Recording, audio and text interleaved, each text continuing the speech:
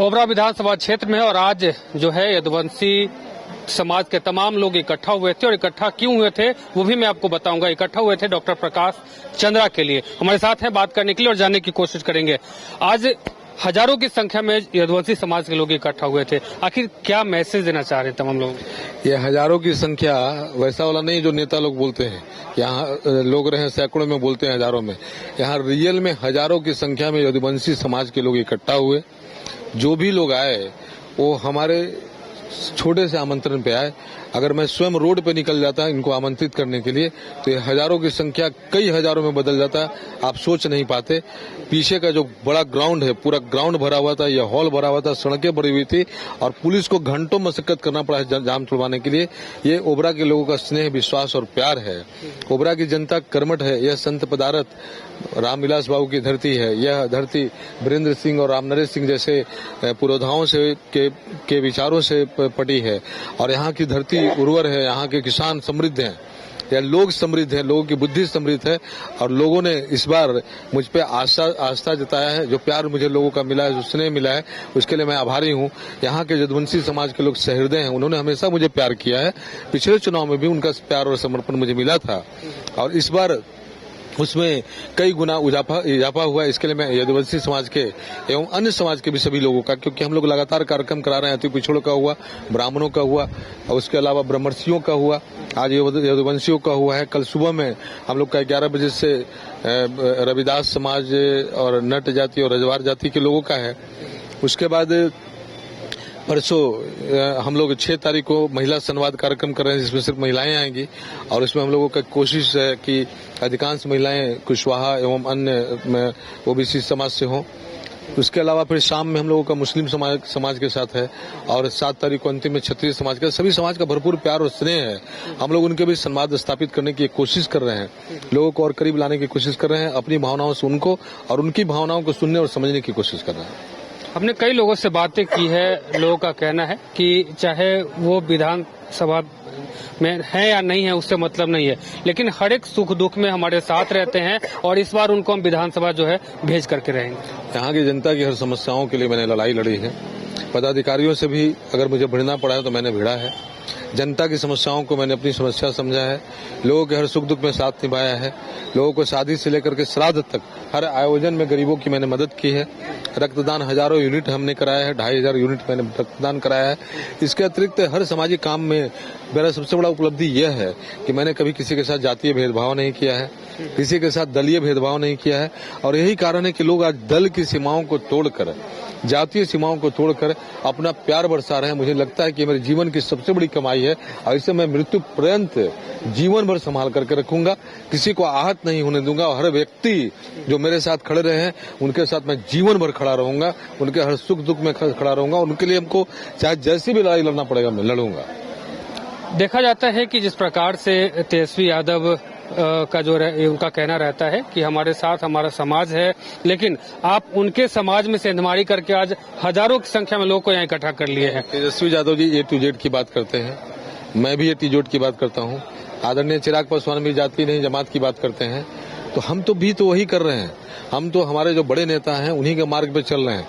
हम लोग जातिवादी अतिवादी लोगों को हटा करके A to Z की बात करने वाले, सबको साथ लेकर के चलने वाले, सबको विश्वास में लेकर के चलने वाले, उन सभी वर्गों को साथ जोड़ करके सबके दुख सुख में साथ निभाने वाले, उनके साथ लेकर के आगे बढ़े। हम किसी के साथ सेंधमारी नहीं कर रहे हैं।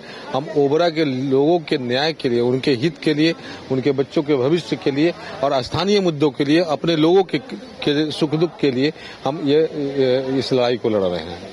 वर्तमान विधायक जो हैं उनके द्वारा विकास कार्य किया गया है और क्या कुछ बाकी है कि अगर आप विधानसभा पहुंचते हैं तो सर्वप्रथम जो है आपकी प्राथमिकता कौन से काम के लिए सबसे प्रथम? मेरा चरित्र किसी की आलोचना करने का नहीं है। जब कोई कुछ बोल देते हैं तो भले ही हम रिएक्शन में थोड़ा बोल दें, लेकिन मैं किसी की आलोचना नहीं करना चाहता। मैं बस इतना ही जानता हूँ कि मैंने 600 परिवारों का श्राद्ध कराया है। मैं ये जानता हूँ कि मैंने 2500 लोगों का 2500 यूनिट ब्लड दे करके जान बचाया है। मैं यह जानता हूं कि मैंने एम्बुलेंस अपना रख करके निजी कोष से लोगों को PMCH, NMCH, Magadh medical college भेज करके जान बचाई है। मैं यह जानता हूं कि मैं ये प्रसूति महिलाओं को उनका जब बच्चा उनका पैदा होने हुआ था उस समय उनको ला करके हॉस्पिटल पहुंचाया है। मैं यहाँ जानता हूँ कि लोगों को मैंने इलाज कराया है, उनके सुख दुख में साथ निभाया है। मैं मेडिकल कैंप कराया हूँ, मैं उनके हर कार्य को, चाहे वो जिला मुख्यालय से लेकर प्रखंड मुख्यालय तक या पटना तक हो, उसको मैंने कराया है। और बाकी लोगों के काम के बारे में मुझे नहीं पता, मुझे बस इतना ही पता है कि मैंने अपने लोगों के हर सुख दुख में साथ निभाया है।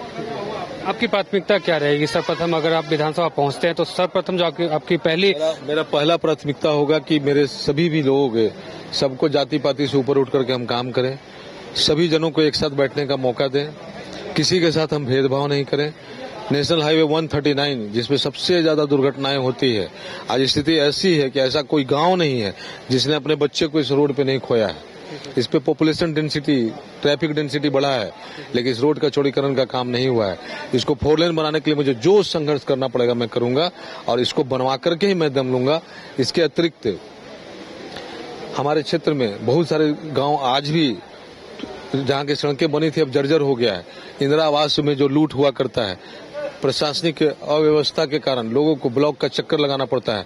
इन सारी समस्याओं, अपनी जनता की छोटी छोटी समस्याओं में मैं उनके साथ खड़ा रहूंगा। इसके अतिरिक्त आज जो विधायक लोग अपने आवास में सुख भोगते हैं, मेरा विधायक औरंगाबाद निवास होगा और इसमें पूरे औरंगाबाद जिले के लोग, चाहे वो अभ्यर्थी एग्जामिनेशन देने जाते हों या फिर वो अभ्यर्थी कोई हॉस्पिटल में इलाज कराने जाते हों, वहाँ एसी कमरे में आराम से वो करेंगे। मैं वहाँ एक दिन भी नहीं सोऊंगा। वहाँ पे उनके लिए मैं वाहन की व्यवस्था रखूंगा, जैसे मैं यहाँ एम्बुलेंस रखा हूँ, उनके लिए राहत वैन रखा हूँ जो उनके यहाँ सामान लेकर के जाता है शादी में, श्राद्ध में। वैसे ही वाहन होगा जो हमारे विद्यार्थियों को सेंटर तक लेके जाएगा, जहाँ से परीक्षा देने जाएंगे। हमारी जो यहाँ से मरीज जाएंगे उनको पीएमसीएच, एम्स लेकर के जाएगा और उनके लिए सारी सुविधा उस जगह पे होगी। अपने वेतन का एक एक रुपया उस आवास में उनको दोनों टाइम भोजन कराने में खर्च कर दूंगा और पूरे ईमानदारी से मैं काम करूंगा। इसके लिए बताने की जरूरत नहीं है, क्योंकि लोगों को पता है कि जो व्यक्ति अपने घर से लगा के इतना खर्च करता है उसको सरकारी पैसे की जरूरत नहीं है। आपके नेता चिराग पासवान का कहना है कि बिहार फर्स्ट, बिहारी फर्स्ट, क्या उसी विजन को लेकर के आप भी आगे बढ़ेंगे? मेरा vision Bihar first, Bihari first तो है ही, लेकिन मेरा विजन एक और है, उसमें आप एडिशनली ऐड कर सकते हैं कि ओबरा फर्स्ट और ओबरा इन बिहार फर्स्ट।